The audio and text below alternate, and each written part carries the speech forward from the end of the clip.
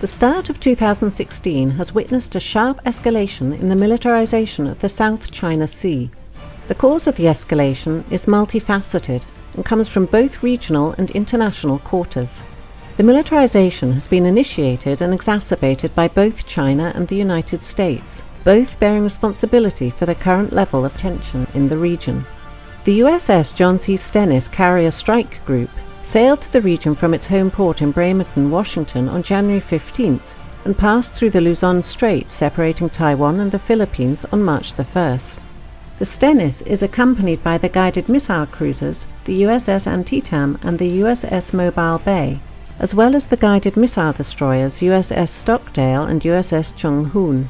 The Antietam is based at Yokosuka, Japan, and was ordered off its normal patrol to join the Carrier Strike Group. The 7th Fleet flagship, the USS Blue Ridge, is also in the area, having docked in Manila on March the 4th. Trilateral talks were held on board the Blue Ridge on March the 5th between the US Navy, Japanese Maritime Self-Defense Forces, and the Philippine Navy. The key subject of discussion was how the three nations can work together to confront China in the South China Sea, promote security and stability in the region, and develop future multilateral training and exercises. The current deployment of the Stennis CSG to the region follows the previous deployment of the USS Lamson guided missile destroyer to the Spratly Islands last October, and the USS Curtis Wilbur to the Paracel Islands in late January of this year. The US has also increased surveillance flights over the areas by P-8 Poseidon patrol aircraft, as well as in one case B-52 strategic bombers. The navies of China and Vietnam fought a naval engagement for control of the Paracel Islands in 1974, which resulted in China's de facto control of the islands. China has established a military presence on Woody Island since that time, and has engaged in an extensive expansion of the base in recent years. Woody Island now has an extensive military airbase with a number of newly built hangars and munition storage buildings. In February, satellite surveillance revealed the deployment of 2 batteries of HQ-9 surface-to-air missile launchers, as well as supporting vehicles such as an engagement radar and the Type 305B ASAR acquisition radar on the northern end of the island. Last November, China announced the deployment of J-11 fighters to Woody Island. As land reclamation and building efforts on the part of the Chinese continue at Fiery Cross Reef and Mischief Reef in the Spratly Islands, with no signs of slowing down in the immediate future, it will be interesting to see if the US Navy increases the size and tempo of future patrols in the area. With the Royal Australian Navy taking delivery of its second Canberra-class LHD, HMAS Adelaide, on December 4th of last year, and the first of 2 Makassar-class LPD vessels built by Indonesia for the Philippine Navy, the BRP Tarlac launched on January 17th of this year, the US Navy may soon be bolstered by more powerful regional navies in future patrols. The Prime Minister of Japan, Shinzo Abe, announced in November of last year his willingness to have the Japanese Maritime Self-Defense Forces join the US Navy in patrols of the South China Sea. Australian P-3 Orion Maritime Patrol aircraft are currently flying freedom of navigation missions in the region. It was reported just days ago on March the 9th that the United States and Australia were negotiating the basing of more US strategic bombers, including the supersonic B-1 and aerial tankers, at Australian bases on a rotational basis. The aircraft would be based at Tyndall and Darwin in northern Australia. They would complement US B-52 strategic bombers already based at Darwin on a similar rotation. As the brinkmanship continues, with no signs of either China or the United States backing down, the chances of a military confrontation in the South China Sea, whether calculated or accidental, continue to grow with each passing day.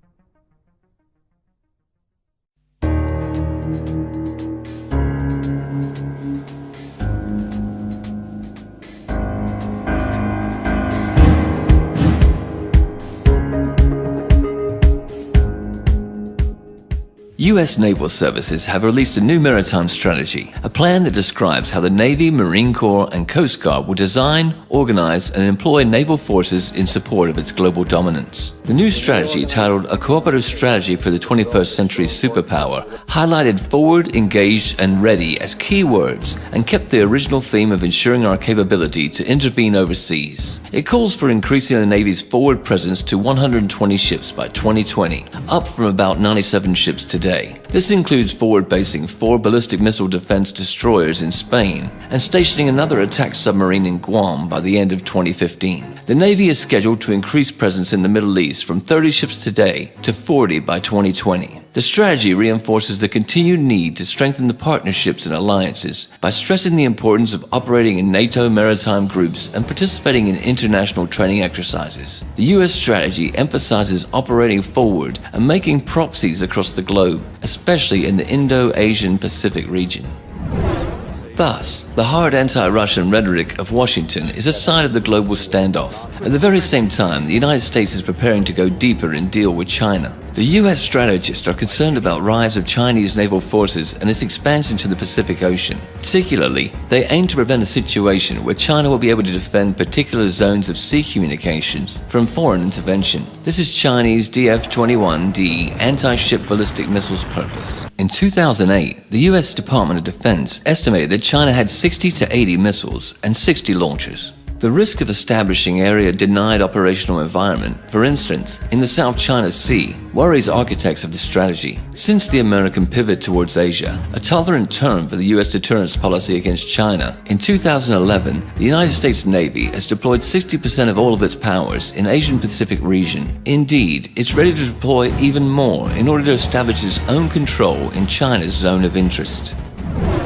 Armed with its own unparalleled navy, the U.S. gets a louder voice and more power to restrict military or economy use of the oceans by other countries. In other words, it indicates the U.S. intention to control the trade in the Indian Ocean and the Pacific, or even monopolize it in those waters. Now here's where the problem is. In April, China overtook the United States as the world's top importer of crude oil, and 80% of this oil, and many other important resources, China imports through the Malacca Strait, which the Chinese Navy doesn't control. In this context, it's clear why Beijing claims sovereignty over nearly all of the South China Sea, and is building a military base in Djibouti. China supports counter-piracy operations in the Gulf of Aden, conducts humanitarian assistance and disaster response missions enabled by its hospital ship, and participates in large-scale, multinational naval exercises. Washington immediately protested against the China-Djibouti relations and expressed concern over China's plans to build a military base in the Obok region, but to no avail. China has to defend the supply of oil over a long way and isn't able to do it right now. Problem is, it doesn't have enough naval bases along vital shipping lines as of yet. Strings of Pearls strategy, initially suggested as a series of seaports and naval bases stretching along the Indian Ocean, has to resolve this issue. The seaports will be support places and investments that could pay dividends on a strategic level while causing broader security amenities.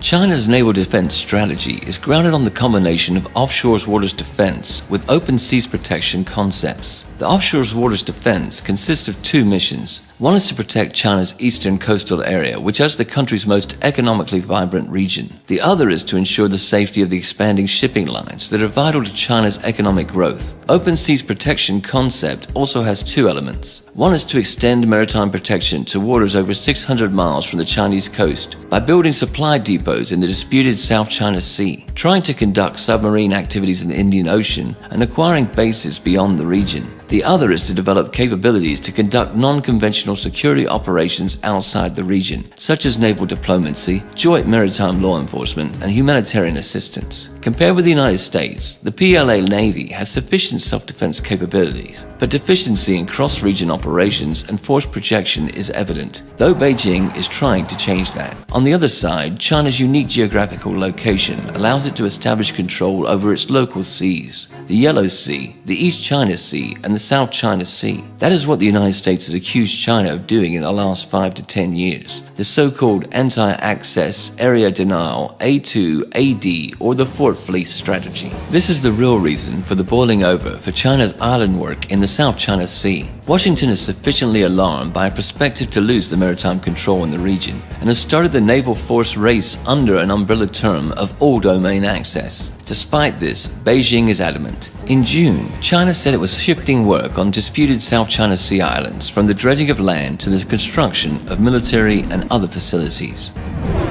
The US containment policy against China includes not only holding of old alliances, but a creating of new. In the recent strategy, Washington pledges to strengthen cooperation with 6 long-standing allies: Australia, Japan, New Zealand, the Philippines, the Republic of Korea, and Thailand, and also lists 8 new partners: Bangladesh, Brunei, India, Indonesia, Malaysia, Micronesia, Pakistan, Singapore, Vietnam. With help of its Asian allies, the US are going to seal off the PLA Navy in South China Sea and prevent its moving into operational space. Further, Washington's diplomatic rhetoric over the long-standing allies, shared strategic interests, and cooperation in Asia, in fact, is aimed at establishing a coalition against China. Despite the fact that the US official strategy is ignoring the Taiwan issue, the island may easily become a flashpoint of ongoing confrontation, and the Western media machine has already set the ground for it. On July 22nd, US magazine, The Diplomat, reported that the People's Liberation Army's soldiers were seen running towards a building that bears a striking resemblance to the Japanese-built presidential office in Taipei.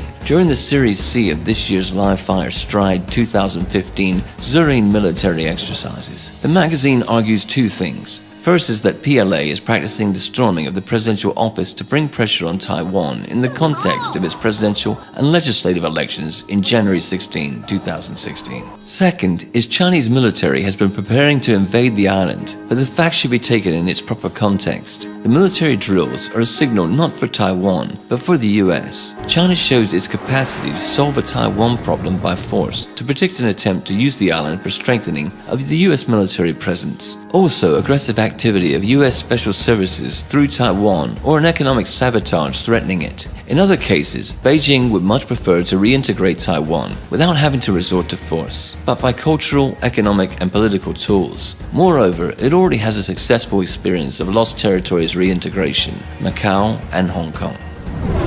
Another area of the US-China geopolitical confrontation is the Indian Ocean. US strategists, media outlets, and public experts argue India is a rival state for China. Monetary wealth and power growth of both states will result in inevitable clashes between them. According to them, the motive behind the String of Pearls strategy isn't in solving the logistical problems of China's maritime Silk Route, but are in encircling India. If established commercial ports will be militarized with the PLA Navy, the concerns about China's influence in the Indian Ocean region empower the US to involve India in the American area of influence as part of a global anti-China strategy. The good news for Washington is India has been actively building a new powerful fleet, including an aircraft carrier group, so it could be a very useful tool. Directly, Chinese and Indian maritime interests face off in Sri Lanka, leaving the Indians' area of influence under the impact of China's economic projects. For Beijing, ports of Sri Lanka, founded by Chinese investments, are a cell in planned maritime infrastructure from South China to Pakistan, a natural opponent of India involved in China's maritime Silk Route. The US will likely use these features to set on fire China-India relations, to use Indian political, military, and economic power to discourage Beijing from adopting its maritime policy in the Indian Ocean.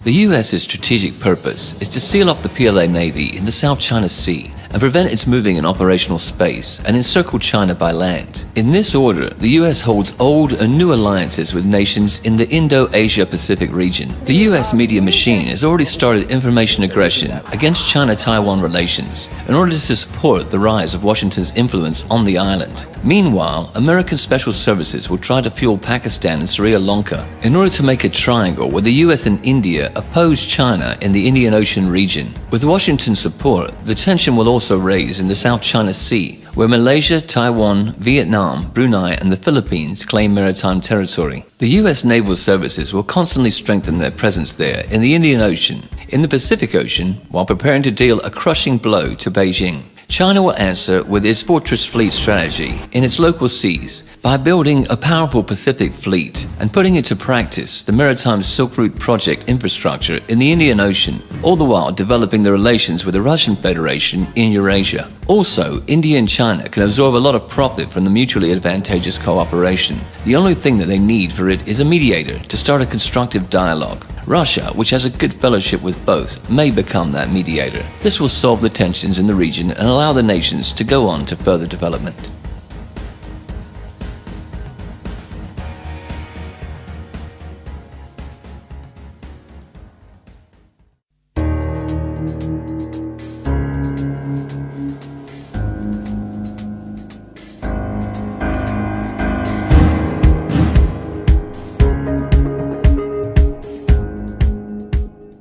After months of mounting rhetorical war, the United States has conducted a patrol through the South China Sea. On Tuesday, the guided missile destroyer USS Lassen transited the area, sailing within 12 nautical miles of at least 2 China-made islands. A Chinese guided missile destroyer and a naval patrol ship shadowed and gave warnings to the US warship.